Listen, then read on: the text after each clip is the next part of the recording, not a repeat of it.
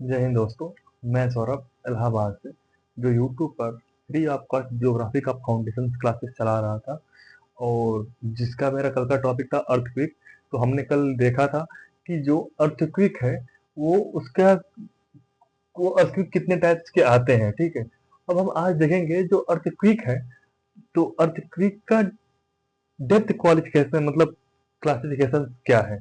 ठीक है, तो हम डायरेक्टली शुरू करते हैं इसे। आज का टॉपिक मेरा जो है अर्थक्वेक का डिप डिप क्लासिफिकेशन। एक मिनट रुक जाइए।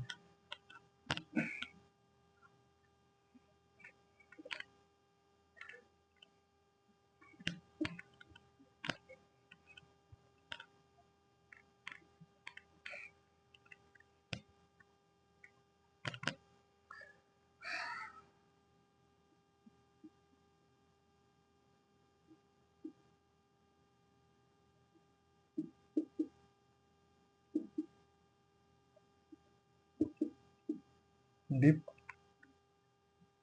क्वालिफिकेशन, ठीक। तो हम देखेंगे जो डिप क्वालिफिकेशन होता है ये क्या होता है। तो जनरली अगर डिप लिखा है तो इससे हम समझ सकते हैं कि डिप का मतलब क्या हुआ कि जो चीज गहराई में हो। ठीक है, जो चीज गहराई में हो। तो ये जो गहराई में है तो जो मेरा अर्थक्वेक से इससे मेरा क्या संबंध है, हम आज इस चीज को जानेंगे। तो इससे मेरा क्या संबंध है कि जैसे ही हमने कल देखा था कि फोकस जो मेरा फोकस पॉइंट था वो फोकस पॉइंट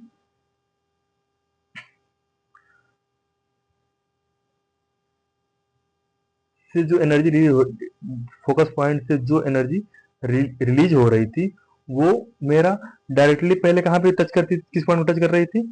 तो मेरा टच कर रही थी एपी सेंटर को। जहां पे भी फोकस से एनर्जी रिलीज हुई और सरफेस पे जिस पॉइंट को पहले टच करेगी उसे हम बोलेंगे एपी सेंटर।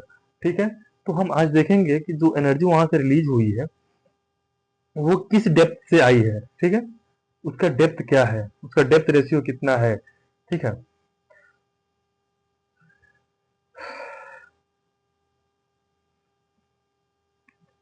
तो हम देखेंगे कि जो मेरा कल का मेरा जो टॉपिक था मैंने यहीं पे छोड़ा था, जहां पे मैं छोड़ा था वहीं से मैं नोट कर देता हूँ आज।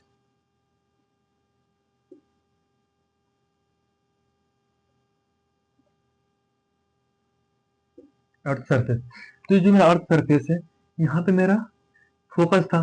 ठीक है, ये मेरा फॉल्ट बना है। ठीक है, ये पॉइंट यहाँ से मेरा एनर्जी रिलीज हो, ये मेरा फोकस पॉइंट है।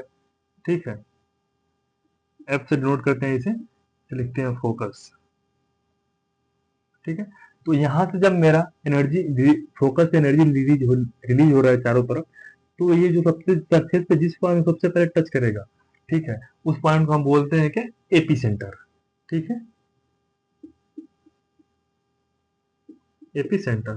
हमने तो यहाँ तक देख लिया था। अब हमें क्या देखना है यार, जो डीप डेप्थ क्लासिफिकेशन है वो क्या चीज है। तो सेम चीज, जैसे जैसे मेरा अर्थ के इंटीरियर पार्ट में हम नीचे जाते जाते जाएंगे और जहां से जिस टाइम पे जो मेरा अर्थ का एनर्जी जो रिलीज हुआ है, अर्थ का एनर्जी जो रिलीज हुआ है तो वो कितने डेप्थ पे है। तो इसका पहला आता है सैलो, पहला आता है मेरा सैलो,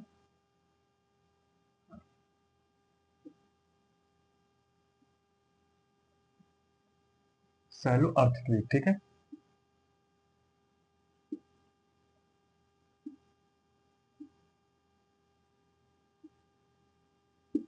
सैलो अर्थक्वेक। तो जो मेरा सैलो अर्थक्वेक होता है ये मेरा 70 किलोमीटर तक के रेंज में होता है। मैंने ये कल भी आपको बताया था। तो ये 0 से 70 किलोमीटर की रेंज में मेरा सैलो अर्थक्वेक आता है। ठीक है, अब हम देखेंगे जो सैलो अर्थक्वेक है ये तो फोकस पे, जैसे हम समझ सकते हैं कि जो मेरे P1 पॉइंट है, मान लीजिए P1 पॉइंट है, ये मेरा P2 हो गया, ये P3 हो गया। मतलब जैसे जैसे हम डेप्थ में जा रहे हैं वैसे वैसे मेरा इसका एक फॉर्मेट भी चेंज होता जाता है जो हमें डेप्थ क्लासिफिकेशन में बांटे हैं। तो हमने क्या देखा, जब 70 किलोमीटर के रेंज से अगर मेरा अर्थक्वेक आएगा वो मेरा सैलो अर्थक्वेक आएगा जो कि पृथ्वी पे सबसे अधिक डैमेज करता है। ठीक है, जिसकी एनर्जी बहुत हाई है, हाई एनर्जी रिलीज होती है। और मेरा दूसरा क्या है, तो मेरा दूसरा है मेरा इंटरमीडिएट अर्थक्विक, इंटरमीडिएट अर्थक्विक। ठीक है,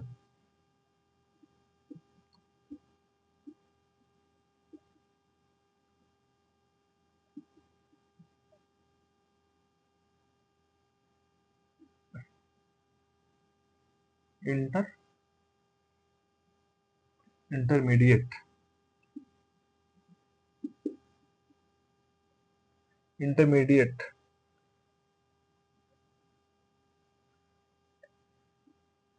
इंटरमीडिएट अर्थ अर्थक्विक। तो जो मेरा इंटरमीडिएट अर्थक्वेक होता है, ये मेरा जो है 70 से 300 किलोमीटर के रेंज में आता है। ठीक है, ये जो मेरा है 70 से 300 किलोमीटर के रेंज में आता है। ठीक है, तो जो मेरा हमने क्या देखा, P1 जो था मेरा, ये मेरा सैलो अर्थक्वेक में था, और जो मेरा P2 हो गया, तो ये 70 किलोमीटर तो मेरा यहाँ पे हो गया। ठीक है, अब जो मेरा बनेगा ये 70 से मेरा ये 300 किलोमीटर के रेंज में होगा। ठीक है, जो कि मेरा इंटरमीडिएट था, इंटर इंटरमीडिएट। ठीक है,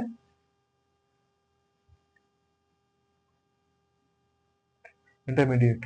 तो अब मेरा जो अब 70 से 300 था, अब जो 300 से 700 के रेंज में हो, जो 300 से 700 की रेंज में होता है, 700 किलोमीटर के रेंज से अर्थक्वेक आता है, जो कि मेरा P3 पॉइंट है। तो उसे हम बोलते हैं क्या, डेप्थ अर्थ क्वालिटी, डेप्थ अर्थ क्विक। ठीक है, जो मेरा तीसरा पॉइंट है, डेप्थ अर्थ क्विक।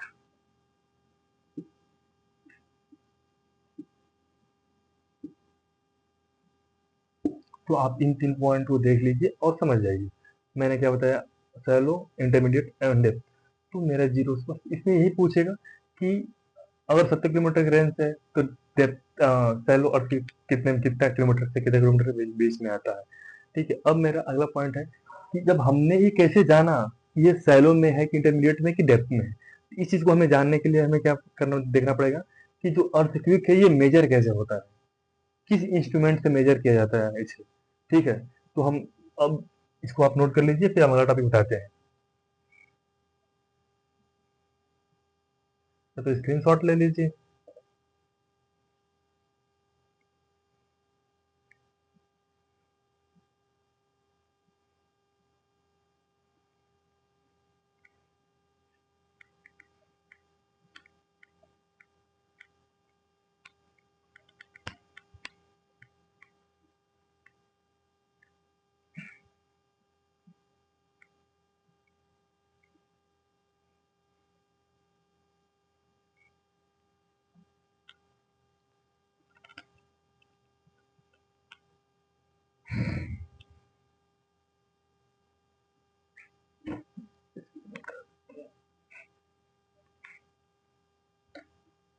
जो मेरा अर्थक्वेक जो मेजर किया जाता है, ये किन किन इंस्ट्रूमेंटों से किया जाता है, किन किन इंस्ट्रूमेंटों से किया जाता है, अब हम ये देखेंगे। ठीक है, तो अर्थक्वेक मेजर हम डाल देते हैं आपका यहाँ पे टॉपिक का नाम,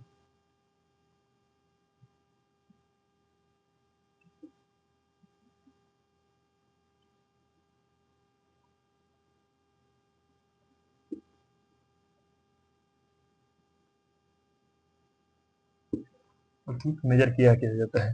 तो हम सबसे पहले ये देखेंगे कि जो अर्थक्वेक मेजर है ये क्या चीज है। ठीक है, तो ये मेरा किससे मेजर किया जाता होगा, जरा सोच के देखें। कुछ तो होगा जिसपे ये डिनोट दिखाता है, नहीं ये इस पे मेजर किया जाएगा। तो ये मेरा किस पे मेजर किया जाता है, तो देखा जाए तो ये मेरा स्केल पे मेजर किया जाता है। तो हम इसमें क्या देखेंगे कि ये स्केल,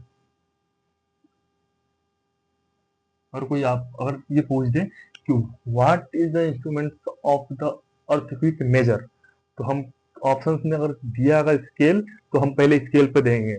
ये अगर उसके बाद पूछता है कि what is the name of the scale जिसपे वो मेजर किया जाता है, तब हम बोलेंगे रेक्टिफ रेक्टिफायर रेक्टियर स्केल। और एक मेरा आता है रेक्टियर स्केल, और एक दूसरा मेरा क्या होता है, देखिए मैं भूल रहा हूँ उसका नाम क्या है। और हाँ, मरकरी मरकरी स्केल और रेक्टियर रेक्टियर स्केल। ठीक है, तो इसका स्केल मेरा कितने टाइप का है, ये मेरा 2 टाइप का है। एक मेरा कौन सा है,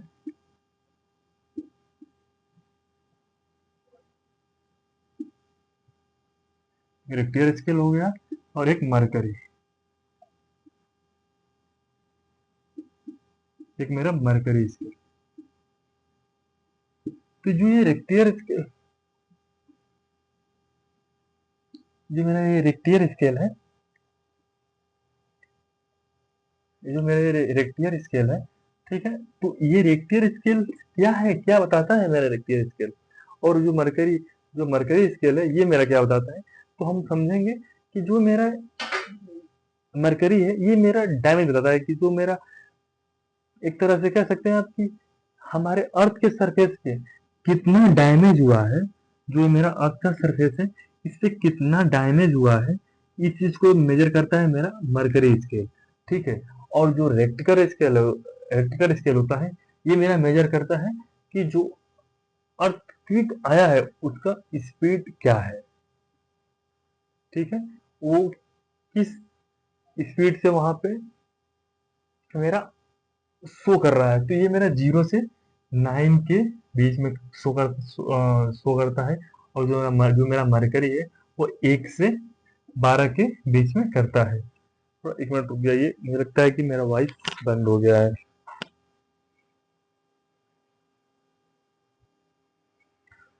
हाँ, तो हम देखेंगे कि जो मेरा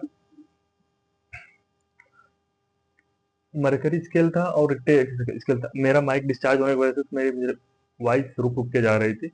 तो हम देखेंगे इसके अब आगे कि जो मेरा रेक्टिकल स्केल और मरकरी स्केल है, ये जो स्केल जो मैं कहना चाहता हूँ, ये स्केल मेजर्स क्या कराते हैं, तो ये मैग्नीट्यूडनल, मतलब कि जो रेक्टियर स्केल होता है ये मैग्नीट्यूडल होता है। मतलब ये मेरा एनर्जी, मैं पहले बताया ना आपको कि ये बस ये मेजर करेगा क्या, कि फोकस से जो है, जो मेरा ये फोकस पॉइंट है, यहाँ से जो एनर्जी रिलीज हो रही है चारों तरफ, और जो एपिसेंटर को टच कर रहे हैं जिस पॉइंट पे, जो टच किया गया पॉइंट पे, वो एनर्जी की रिलीज कितनी हुई, मतलब यहाँ से बटी कितना कितना फोर्स से आई, कितना हुआ, कितना डिस्ट्रॉय यहाँ की, ये मेरा मैग्नीट्यूडनल, मतलब कि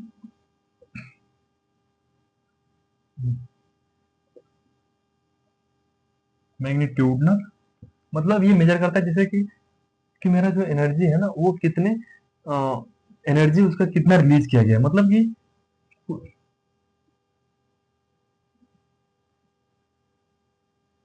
जो एनर्जी है,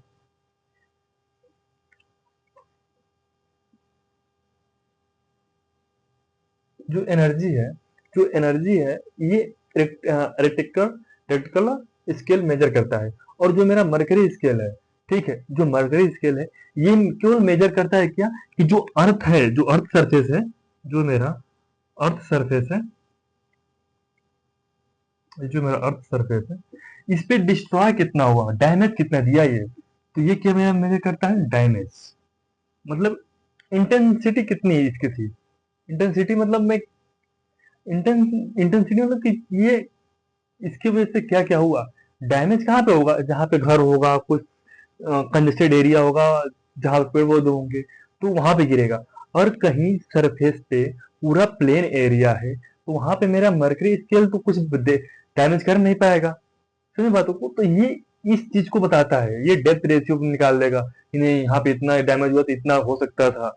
तो ये मर्करी स्केल का अलग अलग जगह पे अलग अलग, केवल यही बताना इसका वर्क है कि यहाँ पे डैमेज कितना हुआ। ठीक है, देखिए थोड़े क्रिटिकल तो है चीजें, आपको समझने में हो सकती है, क्योंकि ये थोड़ा ये टॉपिक्स में ये टॉपिक जो है ना कि थोड़ा कॉम्प्लिकेटेड है, कि बस पॉइंट्स एक ही है, उसको एक फॉर्मेट में समझना होता है। तो ये फॉर्मेट में कहना चाहता हूँ कि बहुत कुछ स्कोप नहीं, बहुत बड़ा ये स्कोप नहीं है। जो भी है, स्केल टू टाइप्स का होगा, रेक्टर स्केल, मरकरी स्केल। ये 0 से 9 बताता है, ये 1 से 12 का बताता है। लॉन्गिट्यूडिनल ये एनर्जी कितनी रिलीज हुई मेरा, रेक्टल स्केल स्केल बताता है, और मरकरी स्केल जो है हमारे अर्थ के सरफेस पे कितना डैमेज है, तो ये बताता है। सिंपल शब्दों में, इतना कॉम्प्लिकेटेड क्यों ही करना है इसे। तो हमने देख लिया कि ये मेजर्स इसके यूनिट के क्या क्या है। अब हम देखेंगे ये एनर्जी कितनी रिलीज हुई, ये तो मेरा रेक्टिकल स्केल बता दिया, ठीक है, रेक्टिकल स्केल बता दिया। अब ये किस फॉर्म में वेव होती है, किस फॉर्म में रिलीज हुई थी, वेव फॉर्म में थी, क्या थी, वो क्या है, किस में रिलीज हो रही है, तो वो मेरा क्या हो रहा है कि वेव में, एक तरंग के रूप में रिलीज होती है। अब हम उन तरंगों को क्या बोलते हैं, देखिए हमने अर्थक्वेक को कैसे देखा, आप टॉपिक वाइज समझते जाइएगा इस चीज को। हमने पहले अर्थक्वेक क्या होता है इसे समझा, अर्थक्वेक कितने टाइप्स के होते हैं। तो अर्थक्वेक मेरा एक नेचुरल अर्थक्वेक होता है, एक ह्यूमन ह्यूमन अर्थक्वेक आता है, जो कि मेरा ये 3 टाइप्स के वॉल्केनो था, convergent, divergent, transform, landslides, holding का अवस्था था।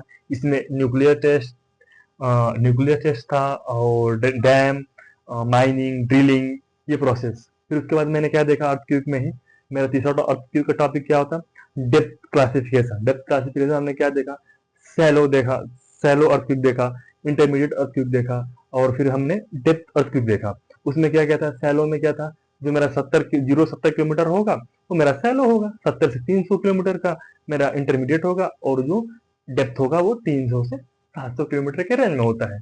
फिर हमने क्या देखा, ये जो रेंजेस बढ़ रहे हैं, तो उसको मेजर कैसे किया जाएगा, तो मेरा मेजर किया जाएगा अर्थक्वेक से।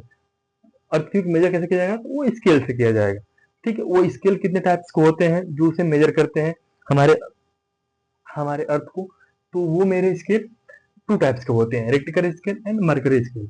तो मर्करी स्केल से मेरा वर्क क्या करता है, मैग्नीट्यूडनल होता है, जो कि एनर्जी की रिलीज कितनी हुई है इसको डिफाइन करता है। एंड जो मर्करी स्केल मेरा होता है वो डैमेज कितना हुआ है, जो मेरा अर्थ का सरफेस है, वो अर्थ के सरफेस पे कितना डैमेज किया, कितने, उसका रेशियो क्या था। अगर अर्थ के सरफेस पे, अगर प्लेन सरफेस है, उस पर डैमेज तो 0 होगा। तो उस चीज को हम जानने के लिए केवल मर्करी स्केल का प्रयोग करते हैं। और हम देखेंगे कि जो ये फोकस पॉइंट से जो मेरा एनर्जी रिलीज हो रही थी, उसका वेव क्या था, किस कंडीशन में वेव वहां से निकली थी, और उन उन वेवों का क्या क्या टाइप है, कौन सी बॉडी वेव होती है, कौन सी सरफेस वेव होती है, तो मेरा अगला टॉपिक है। तो ये मेरा अर्थक्वेक मेजर्स हो गया। अब हम देखेंगे कि जो वेव है वो कौन कौन सी टाइप की होती है, तो इस चीज को आप नोट कर लीजिएगा।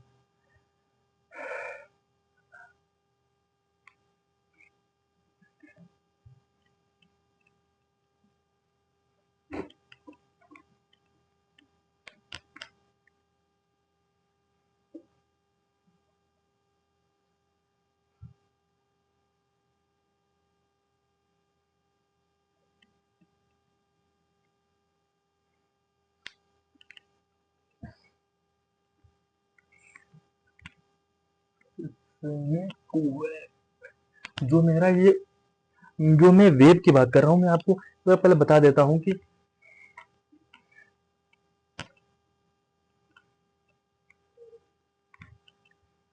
ये जो इंक है थोड़ा गाढ़ा है, जिसके वजह से एक बार में क्लीन नहीं हो रहा है बोर्ड, ठीक है। तो हम देखते हैं जो मेरा अब वेव था वो क्या है, तो उसे हम बोलते हैं क्या, सिस्मिक, ठीक है। तो अब हम देखेंगे कि सिस्मिक जो होता है वो कितने कितने टाइप की होती है, सिस्मिक,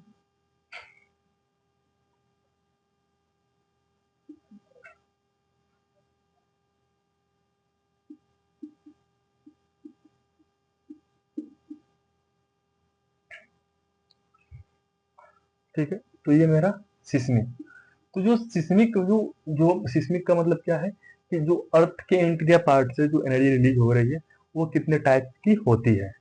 तो जो मेरा ये अर्थ का इंटीरियर था, आप समझ रहे हैं बातों को ना?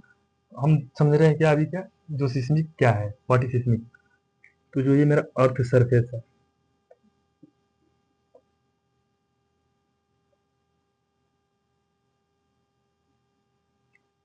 अर्थ सरफेस है, तो जो ये मेरा फोकस पॉइंट है, जो मेरा फोकस पॉइंट है, तो यहाँ से जो एनर्जी रिलीज हो रही है, ठीक है, तो हमने क्या देखा था? अर्थ के इंटीरियर जब हमने पढ़ा था तो हमने देखा था इसमें क्रस्ट, मेंटल कोर तीनों थे। तो उसमें लिक्विड फॉर्म, सॉलिड फॉर्म, ठीक है। तो ये तो ठीक है। या फिर हम देखेंगे कि लिक्विड, सॉलिड और गैस तीनों फॉर्म में चलती है, क्या करते हैं। अभी हम समझते हैं सिस्मिक वेव। जो सिस्मिक वेव होता है, तो जो फोकस से एनर्जी रिलीज हो रही है, तो वो एक वेव की फॉर्म में तो जा रही है। ये मेरा एक वेव भी तो है, एक वेव ही तो है, जो कि ये अलग अलग डायरेक्शन में निकल रहा है। और इसी वेव का जो जिस पॉइंट को टच कर रहा था, जिसे हम एपिसेंटर बोल रहे थे, तो ये भी तो एक वेव है, जिसे हम सिस्मिक वेव कहते हैं, ठीक है। तो जब सिस्मिक वेव इसे हम कहते हैं, तो अब हम देखेंगे सिस्मिक वेव ये कितने प्रकार के होते हैं। ये मेरा सिस्मिक वेव टू टाइप्स के होते हैं। पहला मेरा होता है बॉडी वेव, एंड दूसरा होता है मेरा सरफेस वेव, ठीक है।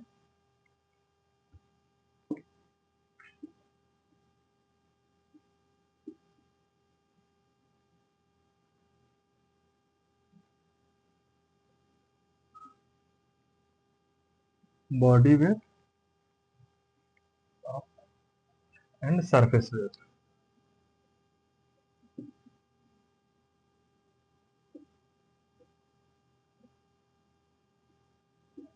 ठीक है। तो जो बॉडी वेव होता है, ये क्या होता है?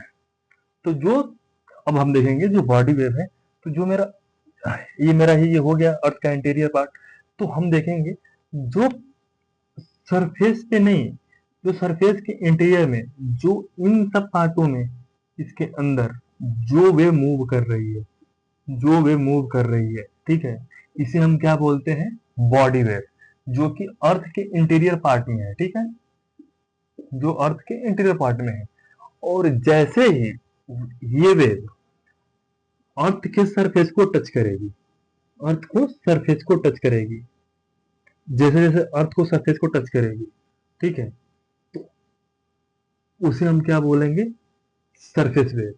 तो हमारा तो फोकस से पहले मेरी एनर्जी जो रिलीज होती है एपी सेंटर पे हो रही थी, अब यहाँ से ये सरफेस पे वेव मूव करेगी ऐसे, ठीक है। सही बात। अगर जो मेरा ये वेव है, तो सरफेस पे तो कभी ना कभी टकराएगी, तो टकराएगी। तो जब टकरा के जब वहां से ऐसे मूव करेगी, यहाँ से मूव करेगी, तो ये मेरा सरफेस वेव हो जाएगा, ठीक है। ये मेरा प्राइमरी वेव, और जैसे सरफेस टच हुआ, ये मेरा सरफेस वेव हो जाएगा, ठीक। अब हम समझ लिए कि जो मेरा बॉडी वेव और सरफेस वेव है, वो क्या क्या होता है। तो बॉडी वेव अर्थ के इंटीरियर पार्ट में मूव करता है, एंड सरफेस वेव अर्थ के सरफेस में मूव करता है। अब हम देखेंगे जो बॉडी वेव होता है, ये कितने टाइप्स के होते हैं।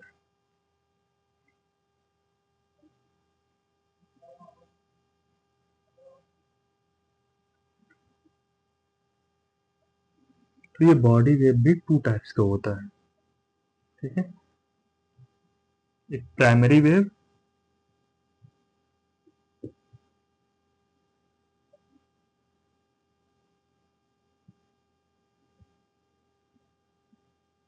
Primary wave and secondary wave,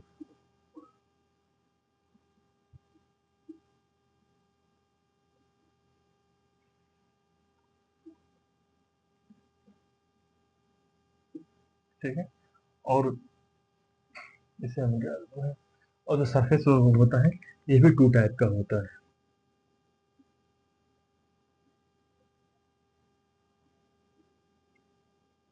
एक R wave, Rayleigh wave,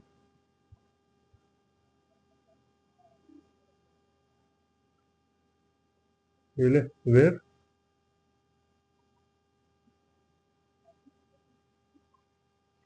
and L wave, मतलब कि लव वेव।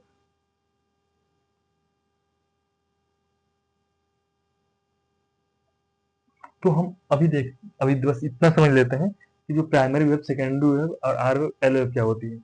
जो कि जो अर्थ के इंटीरियर पार्ट से जो जो निकल रही है, मतलब कि जो प्राइमरी वेव होती है और जो सेकेंडरी वेव होती है, ये बॉडी वेव के अंदर आती है। जब बॉडी वेव के अंदर आती है तो सबसे पहले हम देखेंगे प्राइमरी वेव मतलब प्राइमरी वेव। तो प्राइमरी वेव को हम नोट करते हैं पी वेव से, ठीक है।